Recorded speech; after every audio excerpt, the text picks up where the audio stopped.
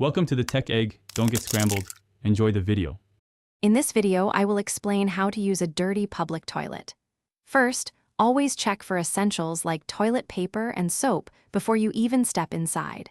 Take a quick look around to assess the general cleanliness and spot any obvious issues.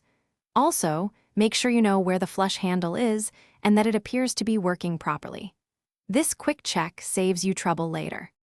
Now, let's prepare your immediate area. If the seat looks questionable, use a few sheets of toilet paper to give it a quick wipe. Then, create a protective barrier by layering toilet paper or using a disposable seat cover if one is available.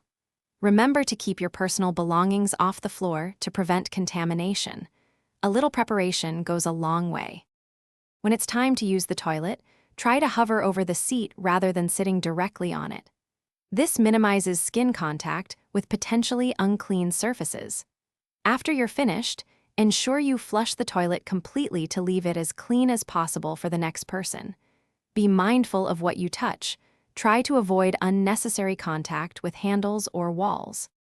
Finally, proper post-use hygiene is crucial. Wash your hands thoroughly with soap and water for at least 20 seconds, scrubbing all surfaces. If possible, use a paper towel to turn off the faucet and open the restroom door to avoid recontaminating your clean hands. For extra peace of mind, apply hand sanitizer once you've exited the restroom. Thanks for watching. Consider subscribing if I helped unscramble your problems.